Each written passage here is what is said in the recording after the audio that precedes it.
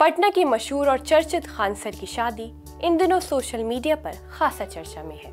हर दिन उनसे जुड़ी नई नई बातें सामने आ रही हैं। शादी की रौनक, मेहमानों की शान शौकत और रिसेप्शन में कव्वाली जैसे रंगारंग प्रोग्राम के बीच एक सवाल सबसे ज्यादा चर्चा में है। आखिर खान सर ने दहेज में क्या लिया? आदाब, मैं हूँ आपके साथ अमीन माजिद और आप देख रहे हैं आवाज द वॉइस। खान सर की शादी तो हो गई है, लेकिन उनकी पत्नी की तस्वीर या पहचान सार्वजनिक नहीं है। रिसेप्शन में भी उनकी पत्नी पूरे घूंघट में थी, इसलिए लोगों की जिज्ञासा और भी बढ़ गई।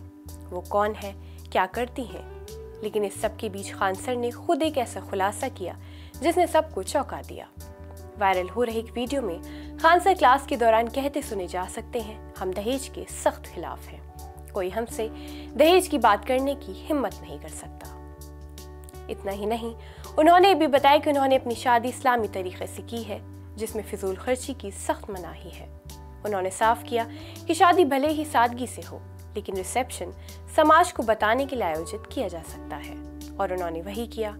जब दहेज को लेकर सवाल किया गया तो खान सर ने मुस्कुराते हुए जवाब दिया, दहेज में हमें मिला है मिट्टी की सुराही, एक मटका, हाथ से चलने वाला पंखा, एक जानमाज और कुरान शरीफ। लोग ये सुनकर हैरान रह गए कि जिसने हजारों लोगों के जीवन को शिक्षा से बदला, जिसने अपनी क्लास से पूरे देश में पहचान बनाई, वो इंसान दहेज के नाम पर सिर्फ मिट्टी के बर्तन और एक पंखा लेकर कैसे खुश है? ये इसलिए क्योंकि इस्लाम में दहेज नहीं, महर है जरूरी।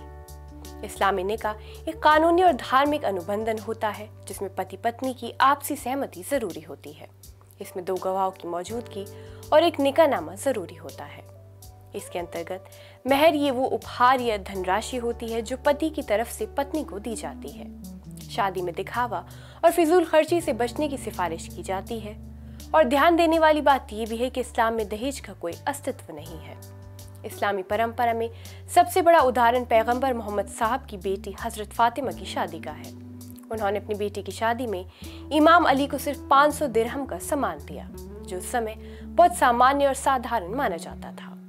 कुछ रिवायतों में 174 ग्राम सोने की बात भी कही गई है। इससे साफ होता है कि इस्लाम शादी को एक पवित्र बंधन मानता है, ना कि कोई लेन देन का सौदा। बैरिस्टर ताहिर खान बताते हैं कि दहेज इस्लाम में मान्यता प्राप्त प्रथा नहीं है। ये परंपरा भारत और पाकिस्तान में हिंदू परंपरा से प्रभावित होकर मुस्लिम समाज में घुस आई है, जबकि कुरान और हदीस में सिर्फ महर का उल्लेख मिलता है, जिसे पत्नी का वैध और कानूनी अधिकार माना गया है। खान सर ने एक बार फिर समाज के सामने एक प्रेरणादायक उदाहरण पेश किया है, जहां उन्होंने दिखाया कि सादगी और सिद्धांतों से बढ़कर कुछ नहीं होता। उन्होंने साबित कर दिया है कि एक शिक्षक सिर्फ किताबों से नहीं, अपने आचरण से भी लोगों को सीख दे सकता है। आपको क्या लगता है कि आज के युवाओं को भी खान सर की तरह शादी को सादगी से नहीं करना चाहिए?